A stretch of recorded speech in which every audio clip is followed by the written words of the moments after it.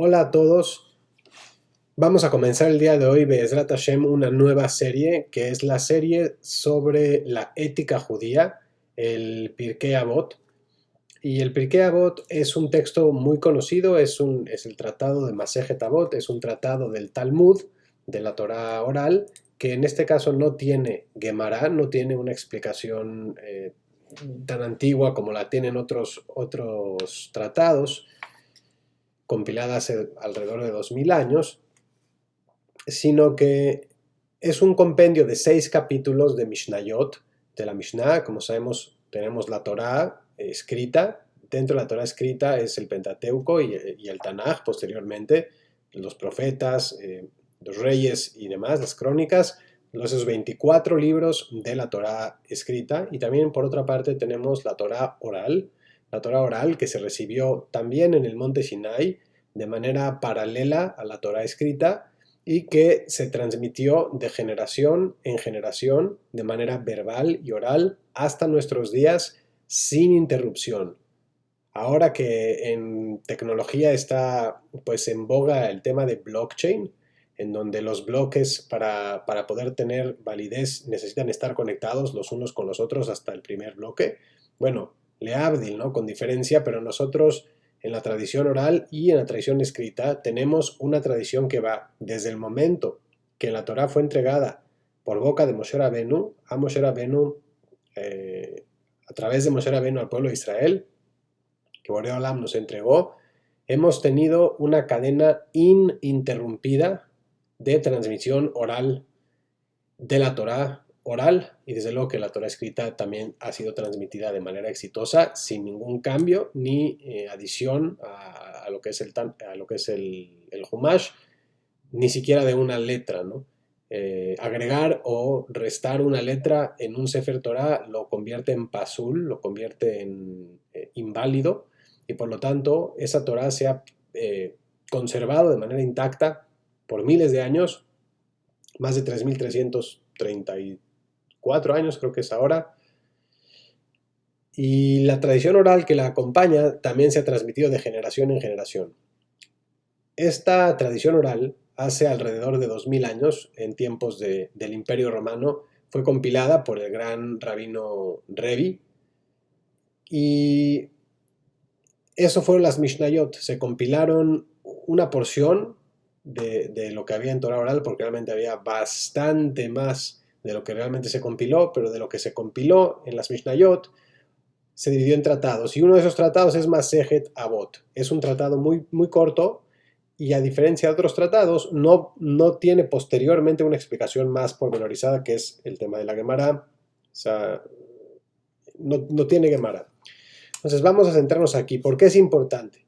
Es importante por muchas cosas. Primero porque es Torah, y es lo más importante. Dios vio la Torah y de ahí creó el mundo, nos dicen los Jajamim.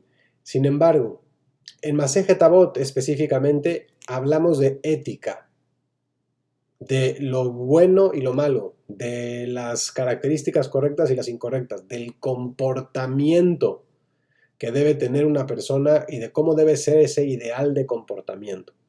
Entonces, es una lectura increíblemente y sumamente importante, muy recomendable. En la tradición ashkenazí se suele leer un capítulo del Pirkei Avot desde Pesach y hasta Rosh Hashanah, más o menos a partir de la primavera y hasta Rosh Hashanah, que suele ser en el otoño, un capítulo semanalmente en Shabbat, y se le da la vuelta creo que al menos 2 o 3 veces a lo largo de esos 6 meses, quizá más, no recuerdo ahora, pero es un capítulo por semana, son 6 capítulos. Los primeros 5 capítulos son ligeramente distintos al último. El último, no sé, hay opiniones que piensan que quizá ese último no como tal es una Mishnah en sí misma, pero no quiero entrar en ese detalle ahora. Simplemente saber que son 6 capítulos. Si tienen el sidur con el que hemos venido trabajando, que es el sidur de ArtScroll en español, Nusach o Rito Ashkenaz, se llama Sidur Beit Fishman, viene en la página 558, es de la 558 a la 600. En otro Sidurim de ArtScroll, desde luego que también viene el Pirkei Avot, y en muchos Sidurim viene el Pirkei Avot completo, porque de nuevo no es muy largo, y además pueden conseguir libros artísticos, inclusive muy bonitos, que ilustran el Pirkei Avot. Es importantísimo el Pirkei Avot. Y bueno, vamos a comenzar con el primer capítulo del Pirkei Avot y vamos a ir intentando poner esto en contexto y entender qué es lo que el judaísmo piensa que está bien y que está mal, cuál es el comportamiento adecuado y cuál no es el comportamiento adecuado. Y para ello nos vamos a centrar en el Pirkei Avot, o ética de nuestros padres, como a veces se traduce. Bueno, el Pirkei Avot comienza con una Mishnah, con un capítulo, más bien con un versículo del Talmud Baba Kama, capítulo Masejet Sanedrín, el Tratado de Sanedrín, página 90a, y dice así: Kol Israel yesh lahem chelek laolam haba shenemar v'yamcha kulam tzadikim leolam irshu aretz netzer matai maaseh yadai leitpaer. Tiene una parte de un versículo de Yeshayahu, del profeta Yeshayahu 60:21. Básicamente, como aquí lo explica ArtScroll, dice que el término Israel se refiere a toda persona que no haya cortado definitivamente sus lazos con el grandioso destino espiritual y ético de Israel. Entonces, todo aquel que es Israel tiene una porción en el mundo venidero. Esto es un tema que está completamente fuera de la perspectiva de este video, pero así comienza el Pirkei Avot, con esa porción. Y de cierta manera, lo que sí podemos decir al respecto de esto es que ese potencial, al menos que en potencia tenemos, nos motiva muchísimo a estudiar y a saber más de judaísmo y a saber más de cómo debemos llevar una vida correcta. Y más allá de si uno es judío o no es judío, tenemos que saber y comprender que el judaísmo no censura a los no judíos. De hecho, existe los Benei Noach, los noágidas, que se llaman, que llevan una vida conforme a lo que dice en la Torá, sin embargo no son judíos y tienen una serie de mitzvot que ellos tienen también que cumplir, y mucho de lo que se va a ver en Pirkei Avot va a tener una relación directa con eso, porque hay muchas cosas que tienen un sentido común, que son de bien y mal, que son de comportamiento que toda persona idealmente debe tener, no nada más los judíos. Entonces, por lo tanto, es importante tener eso claro. Y el potencial de Olam Haba, el potencial del mundo venidero, no es una potestad exclusiva del judío, al contrario, es una potestad que toda persona en el mundo tiene.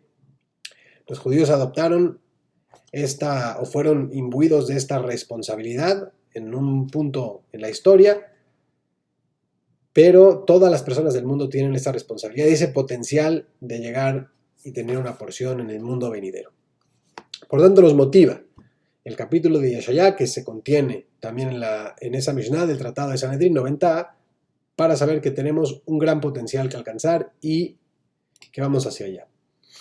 Comienza así el Pirkei Avot, Perek Rishon, estamos en el capítulo 1, Mishnah 1. Moshe kibel Torah misinai umesara le Yehoshua beYehoshua lizkenim uskenim le neviim unevim mesaro le anshei Knesset hagedolah הם אמרו שלושה דברים, הבו מתונים בדין, בעמידו תלמידים הרבה, ועשו סייג לתורה.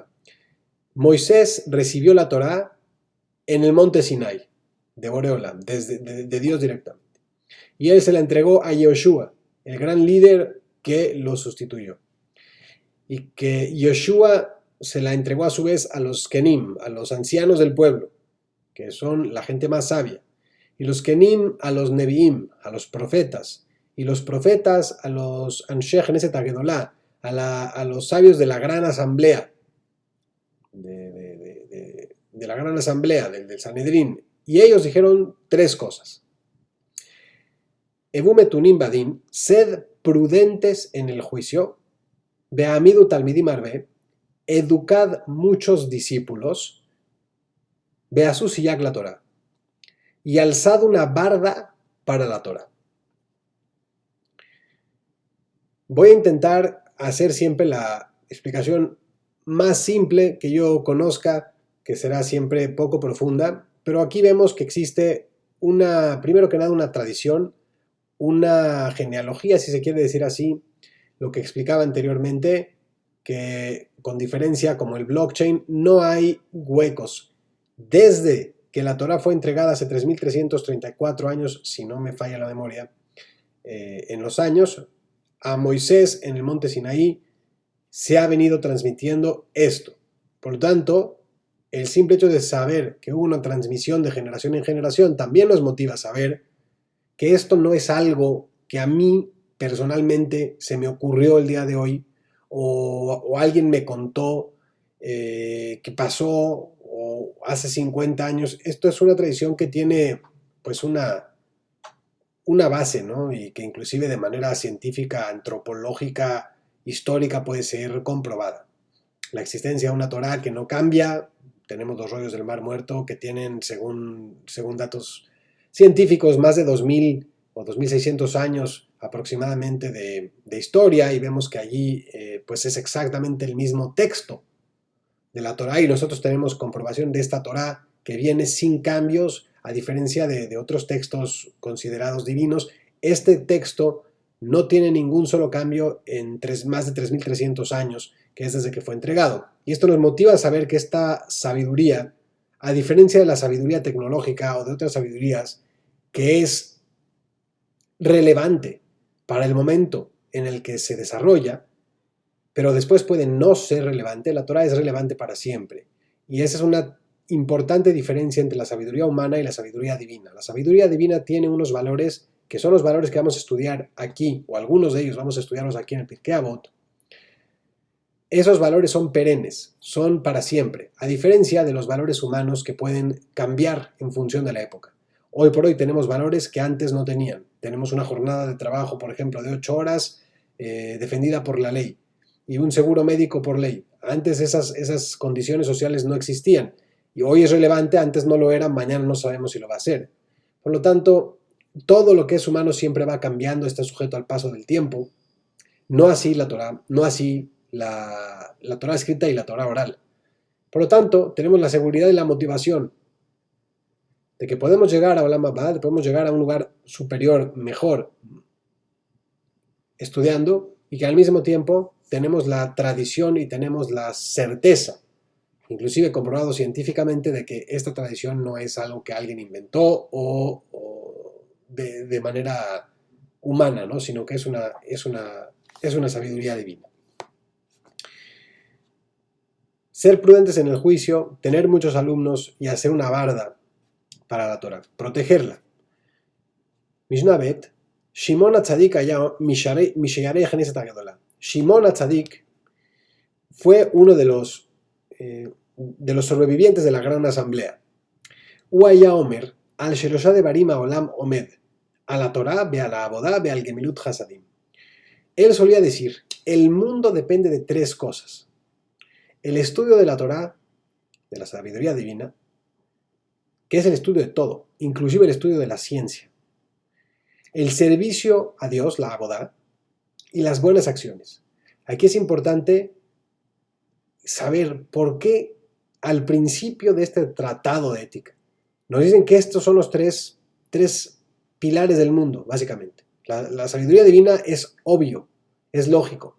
Voy a compartir en el video, en la descripción del video, un enlace a un video elaborado por Oren Hebron en Israel, en donde va, por ejemplo, a mostrar la vinculación tan profunda que hay entre la fórmula pi de 3.14, esa fórmula matemática para calcular áreas y tamaños y demás, que se ubica a lo largo y ancho de la creación, con el primer versículo en la Torá, en Bereshit. Y la importancia y cómo a través del análisis del primer capítulo de la Torá puede uno llegar muy profundo en la fórmula de pi y ver cómo inclusive cientos de números decimales dentro de pi podemos encontrar verdaderas maravillas que nos comprueban la insondable sabiduría divina que hay en la Torá. Y esta sabiduría, no se crean que es nada más lo bueno y lo malo y portarse bien y portarse mal. Es eso, pero es mucho más. Todo el tema científico. Los grandes rabinos de la historia han sido grandes científicos también. Este es un hecho que no es demasiado popular hablar de ello, pero la realidad es que esa es la realidad. Grandes cabalistas, o por ejemplo, hablar del Arizal, en donde blanco y negro pone en uno de sus libros hace más de 500 años que cómo comenzó la vida en la Tierra, ¿no? Y con fórmulas matemáticas, el Rambam propiamente dicho hablando de la fórmula pi. Esto, hay algunos datos en este video que les comparto en la descripción que vale mucho la pena que vean para que comprendamos la profundidad insondable de la Torah. Por eso es evidente que la Torah es uno de los pilares del mundo. Por todo, por todo lo que hay en el mundo, la Torah, el estudio de la Torah, de la sabiduría divina, nos va a dar una sabiduría y una comprensión panorámica, si se quiere, y muy profunda de todo el mundo, desde un punto de vista científico, desde un punto de vista ético, desde un punto de vista humano. Por lo tanto, es muy importante, ese es uno de los pilares del mundo. Otro pilar es la abodá, el trabajo divino.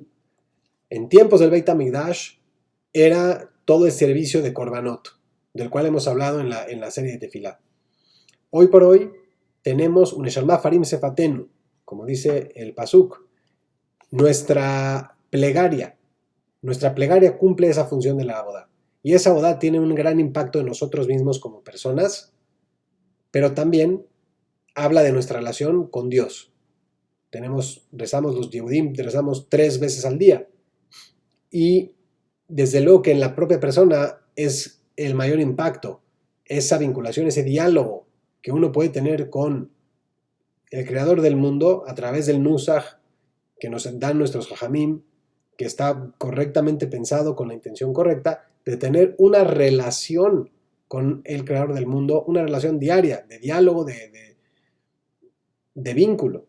Entonces, eso es también uno de los pilares del mundo. Las personas que carecen de esta relación carecen de algo, si sienten que les falta algo, que no del todo están completos, que no tienen un objetivo más grande que ustedes, es quizá porque falta abodá, porque falta ese trabajo de plegaria, de rezo, de vínculo con Dios. Y como lo establecen Jajamim, ¿no? Como lo establecen nuestros sabios. Y por otra parte, el tercer pilar es Gemilut Hasadim. Gemilut Hasadim son los actos de bondad, las buenas acciones, y esas buenas acciones tienen que ver fundamentalmente con la relación Ben Adam la Javeró, entre una persona y otra. Por lo tanto, 3 pilares del mundo. La Torah, ¿por qué? Porque es la base sobre la cual está construido todo el mundo. Desde la parte física hasta la parte metafísica, hasta la parte espiritual, la Torah es, como dicen en inglés, el blueprint del mundo. El mapa del mundo es la Torah. Entre más la estudiemos, más profundo podemos llegar. No es un libro de historia, no es una narrativa del pueblo que salió de Egipto y llegó a la tierra de Israel. No es un libro de historia, es un libro que vive. Si ustedes quieren saber, en lugar de leer las noticias, quieren saber lo que está pasando esta semana, lean la perashá de la semana. Lo primero que cuando comiencen la semana, comiencen a leer la perashá de la semana, el capítulo de la Torah que se lee esa semana. Y con el favor de Dios van a poder tener una perspectiva más clara de lo que esa semana está ocurriendo en su vida a nivel particular y en el mundo, a nivel general. Entonces, ese es un pilar del mundo. La Torah es como un libro que respira, es lo que le da vida al mundo. Bueno, es Boreolam, pero a través de la Torah es la sabiduría divina condensada, digamos, y comprensible en mayor o menor nivel para las personas. La otra cuestión es la relación que tenemos nosotros a nivel personal con Dios. Y otra cuestión igual de clave es la relación que vamos a tener con nuestro prójimo. Por lo tanto, son 3 dimensiones. Dimensión hombre y su prójimo. Dimensión hombre y su creador. Y el mar, el océano de conocimiento que es la Torah. Esos son 3 pilares del mundo. Así comienza Masejet Avot. Masejet Avot no es otro libro de ética. Es el libro de ética. No es un libro de consejos de cotidianos. Es un libro de eterna validez. Así comienza. Si tiene uno que cosechar la relación con su prójimo y tiene uno que cosechar la relación con su creador y tiene uno que estudiar la fuente de toda la sabiduría que es la Torah. Mishnah 3. Antígonos ish sojo kibel mishimon atzadik. הוא היה אומר, אל תהיו כעבדים המשמשים את הרב על מנת לקבל פרס, אלא הוו כעבדים המשמשים את הרב שלא על מנת לקבל פרס, בי מורא שמיים עליכם. Acto seguido, nos dicen, Antígonos, el líder de Sojó, recibió la tradición de Shimon Atzadik. Y él decía que no seamos como sirvientes que atienden a su amo, se entiende a Dios, con la intención de recibir una recompensa, sino que sirvamos a Dios sin tener la intención de recibir una recompensa.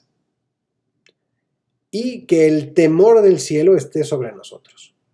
La persona que no teme a Dios es una persona que carece de entendimiento, porque si bien Dios nos ama y nos da vida y nos nutre y nos da oxígeno y hace que funcionen nuestros sistemas en el cuerpo y nos dio un alma para que pueda animar a este cuerpo, etc. Y tenemos que estarle increíble, no podemos tener realmente noción del agradecimiento que necesitamos mostrar a Boreolam.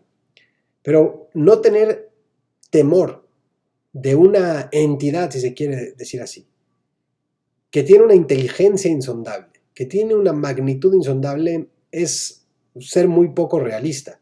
Si uno tiene temor a un tsunami, o a una ola gigantesca, o a una fiera en el bosque gigantesca, una gran ballena o un gran oso, o algo que le dé miedo, un gran trueno que veamos, un relámpago que veamos caer, ¿no tenemos miedo de eso? Cualquier persona normal tiene miedo de eso. Bueno, nada de lo que acabo de mencionar, ni siquiera junto, ni siquiera todo lo que hay, todos los relámpagos juntos, todos los osos juntos, todas las olas y tsunamis juntos pueden compararse a la imaginación. No podemos ni siquiera comenzar a imaginar. Está prohibido inclusive imaginar o querer imaginarse lo que es Dios. Entonces, como explica Rambam en los 13 principios, no podemos imaginarlo. Inclusive está prohibido imaginarlo. Entonces, por lo tanto, somos tan pequeños. Vemos a una hormiguita, la vinculación que hay entre nosotros y Dios es mucho mayor la distancia, digamos. Es increíble, es infinitamente mayor la distancia entre nosotros y Boreolam que entre la hormiga y nosotros. ¿Cómo podemos no tener temor? Tiene uno que tener temor y así nos lo explican nuestros sabios. Es importante tener amor, 100%.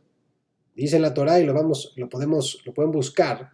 Dice en la Torah que a Dios hay que temerle y hay que quererlo. Ve'ahavta et Hashem Elokeja. Bechol levaveja, bechol nafsheja, bechol meodeja. Decimos en el Shema Israel que leemos todos los días por lo menos 2 o 3 veces, inclusive 4 veces, diariamente, al menos 2 veces, en la mañana y en la noche. Y querrás ve'ahavta et Hashem Elokeja. Y vas a amar a Dios. Bechol levaveja, bechol nafsheja, bechol meodeja. Con todo tu corazón, con toda tu alma y con todos tus medios. Entonces, amar a Dios es clave e importante, pero temer a Dios es igual de importante. Inclusive diríamos que el amor viene después del temor. Y así nos lo dicen nuestros sabios. No todo el temor es bueno y hay diferentes tipos de temor. Hay miedo al castigo como tal, pajad, y hay irata romemut, que es ese temor, digamos, a la grandeza de Boreolam. Podemos ver a veces, estamos en medio de una tormenta, podemos escuchar esa tremenda fuerza, que no es ni siquiera algo leve para Dios, ¿no? Dios es quien controla todo el cosmos, todo el mundo. Entonces, ese temor, irata romemut, es de gran valor. Y el miedo en sí mismo, el miedo a equivocarse, pues al pecado, también es muy importante. Y eso lo podemos también ver en Igeret HaRamban, en donde habla de la importancia de tener temor al pecado, en la carta del Ramban, de Nachmanides a su hijo. Entonces, hay conceptos muy básicos. No sé cuántos videos nos vaya a demorar pasar por esta importantísima serie de Mishnah, la Mishnah de Avot, pero solamente con 2 o 3 Mishnayot ya nos hemos dado cuenta de que hay principios básicos y claves para tener una vida correcta. Y definitivamente la combinación de temor con amor es muy importante. Y así nos los explican nuestros sabios. Vamos a continuar un poco más. Yossi ben Yoezer, Ish Tzreda, ve Yossi ben Yohanan, Ish Yerushalayim, Kiblumehem. Yossi ben Yoezer, líder de Tzreda, y Yossi ben Yohanan, líder de Jerusalén, recibieron la tradición de ellos. Yossi ben Yoezer, líder de Tzreda, dice que tu casa sea un lugar donde los sabios se reúnan. Yei beiteja beit vaad la jajamim. Be'evei mitabek ba'afar raglehem, be'evei shote ba'atzamai dibrehem. Que tu casa sea un lugar donde los sabios se reúnan, sentaos en el polvo de sus pies y bebed sus palabras con avidez. Digamos que si hay un sabio, un jajam que está impartiendo Torah y uno puede beneficiarse de ello, escuchar, hay que beber estas palabras con avidez, esta sabiduría con avidez. Porque si vamos a la universidad y bebemos esa sabiduría de la universidad, es verdad que puede servirnos en nuestro desarrollo profesional de muchas maneras, pero en algún punto esa sabiduría caduca, inclusive si es una sabiduría científica. ¿Qué mejor ciencia que las matemáticas? ¿Qué ciencia más permanente que las matemáticas? Y vemos que hay principios matemáticos antiguos que no se aplican hoy. Hay teorías que se van descubriendo conforme el conocimiento y la inteligencia del ser humano va siendo más profunda, que desbancan o quitan validez a muchos conceptos, incluso conceptos matemáticos de antaño, ¿no? Entonces, es importante saber que las palabras que bebamos de los jajamim, de la Torah, tienen eterna validez. Sirvieron hace 3.300 años, sirvieron hace 4.000 años, sirvieron hace 5.782 años cuando fue creado el hombre, y sirven hoy. Y tienen la misma validez hoy que antes, si lo sabemos comprender, si sabemos leer y estudiar. Y por lo tanto, siempre que tengamos la oportunidad de escuchar de un jajam Torah, debemos hacerlo. Y debemos intentar aplicarlo, ¿verdad? Como dice también en Igeret Rambam, Altis aquel Tejapes bo asher tujale kaima. Dice que cuando te levantes del libro, Kasher Takumina Sefer, siempre busca qué de lo que aprendiste puedes aplicar. Y aquí nos dice que bebamos, shote betzamai dibrehem, bebamos con sed las palabras de los jajamim.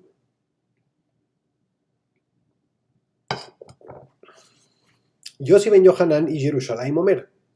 Yossi ben Yohanan, líder de Jerusalén, dice: Yei beiteja patuach larbaja, que tu casa esté abierta, esté bien abierta, veiu aniim benei beteja, y trata a los menesterosos o a los pobres como miembros de tu hogar. Ve al tarbe sija y maisha, beishto amru kal bajomer beshet javero, mikan amru jajamim, kol amarbe sija y maisha, gorem raali atzmo, ubotel mi debre Torah, besofo yoresh gehenom. Es una Mishnah larga y muy compleja de entender. Yo no sé si soy capaz realmente de explicarla, pero lo que sí nos podemos quedar es con lo siguiente. Dice que no seamos excesivos en el diálogo entre hombre y mujer. Y si dicen esto de su propia esposa, Kalva Homer Beeshet Javero. Ni qué hablar del diálogo que pueda tener una persona con la esposa de su prójimo. Hay que limitarse mucho en la conversación que uno puede tener con la esposa de su prójimo. ¿Por qué? Porque si somos excesivos en esto, al final vamos a traer sobre nosotros lo malo. Y no hay que profundizar. Simplemente hay que saber que hay que respetar esas relaciones de nuestro prójimo. Ya hablamos de que hay 3 pilares del mundo. La Torah, sobre la cual el mapa del mundo. La relación con Dios, que siempre ve todo lo que hacemos y sabe nuestros secretos. Y la relación con el prójimo, que ahí depende mucho de cómo nosotros nos vamos a comportar con el prójimo. Entonces, está vinculado a esa relación con el prójimo, donde nos advierte aquí Yossi ben Yohanan y Jerusalén que no seamos excesivos en el diálogo, en la conversación entre hombre y mujer, especialmente con la mujer del prójimo. Porque eso puede y va a derivar en cosas malas, ¿no? Y además, pues estamos descartando lo que está la Torah que nos están diciendo, que no seamos excesivos en ese diálogo, ¿no? Entonces creo que vamos a continuar un poco más, van 30 minutos. Yoshua ben Perajia ben Itai Arbeli Kiblu Mehem. Yoshua ben Perajia y Nitai el Arbelí recibieron de ellos el conocimiento. Yoshua ben Perajia Omer, Yoshua ben Perajia decía, Ase leja rab ukene leja javer bebeidan et kol adam lejav zehut. Hazte un rabino, ten un rabino del cual puedas aprender la Torah, ukene leja javer, y adquiere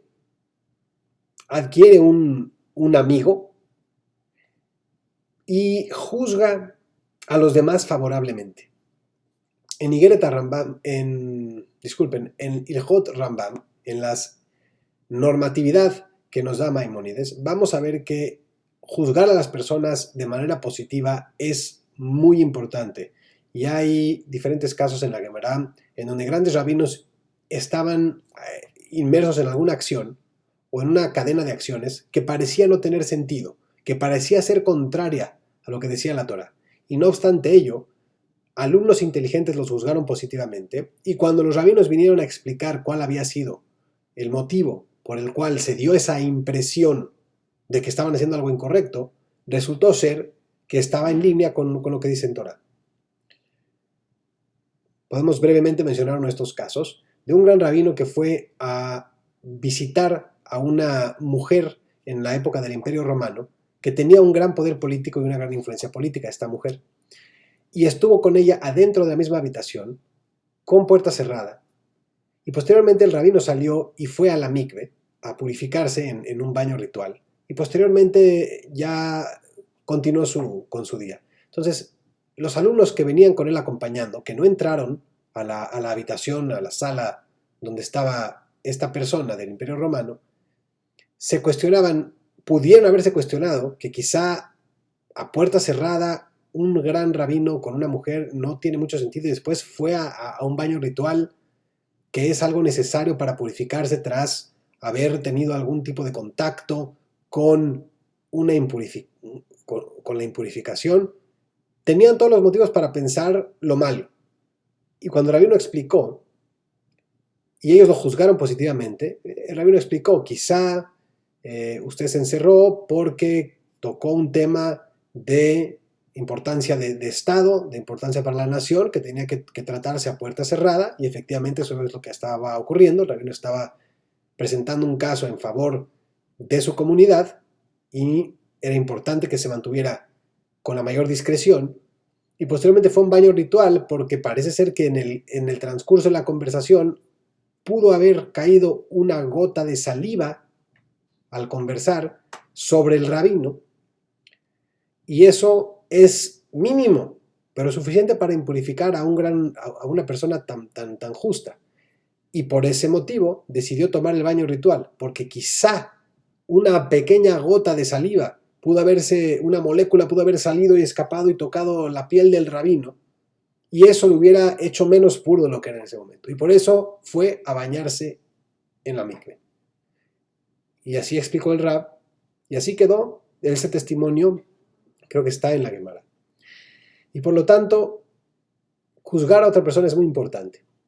Juzgar a una persona correctamente, favorablemente, es muy importante.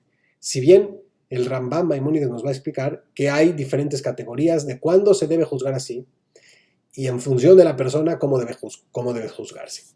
Pero es importante, es otro rasgo que, si ustedes ven, en la realidad lo normal es que somos completamente lo contrario. Solemos juzgar a todas las personas de manera negativa y desfavorable. Lo primero que vemos son las faltas de la persona. Esto es el común de las personas hoy por hoy. Yo hablo a nivel personal, creo que esto es lo que suele ocurrir. A nivel personal, creo que a todos nos ocurre, que siempre tendemos a juzgar negativamente, ver las faltas de la otra persona, y eso habla de una falta en nuestro carácter. Si somos capaces de comenzar a juzgar más favorablemente y de aprender las leyes de cómo hacerlo para saber cómo se debe aplicar, vamos a estar ganando mucho. Y bueno, creo que vamos a dejarlo hasta acá. Vamos a ir una Mishnah más. Estamos 35 minutos. Nitai Arbeli Omer, Arjek Mishahen Ra, Bealtit Haber la Rasha, Bealtit Yaesh Minapur Anut. Nitai Arbeli dijo: aléjate de un vecino malo y no te hagas amigo de una persona mala, de un malvado, y no pierdas confianza ante el sufrimiento, ¿no? Entonces, que es importante que donde elegimos vivir, intentamos vivir en un lugar donde nuestros vecinos sean buenos, no sean buenas personas, porque la relación entre una persona y su prójimo es muy importante, y qué más que el vecino con el que uno vive al lado, ¿no? Básicamente comparten mucho, ¿no? Entonces es importante buscar tener buenos vecinos. Al mismo tiempo, es importante no hacernos amigos de personas malas. Muchas veces, por motivos, sea de negocios o de cualquier otra situación, se nos presentan en la vida diferentes oportunidades de hacernos amigos de tal o cual persona, y siempre hay que saber que la calidad moral de la persona es lo más importante, no su estatus socioeconómico en un mundo tan materialista como el que vivimos hoy, no otra cosa, es su calidad moral lo más importante, y si la calidad moral de la persona no es buena, si es una persona malvada, no traigamos a esa persona a nuestra vida. Adicionalmente, si hay algo que nos pasa, que es un obstáculo, que es un sufrimiento, no nos dejemos vencer por eso, ¿no? Estemos motivados de continuar adelante. Sepamos que Dios controla todo, que algo tenemos que aprender, que todo pasa para bien, que eso nos está pasando por algún motivo, intentar descubrir cuál es ese motivo, pero saber que es para nuestro bien y que algo tenemos que aprender de ello. Entonces vamos a comenzar a ver los obstáculos como retos, más que como bloqueos, más que como perder la motivación, lo vamos a ver como un objetivo para motivarnos y poder brincar ese obstáculo. Es más difícil hacerlo que decirlo, pero bueno, esto es parte de la ética judía. Nos quedamos aquí en la Mishnah Het, en la Mishnah número 8 del primer capítulo de Masejet Avot. Hasta la próxima, gracias por su atención. Baruch Adonai Leolam, amén be amén.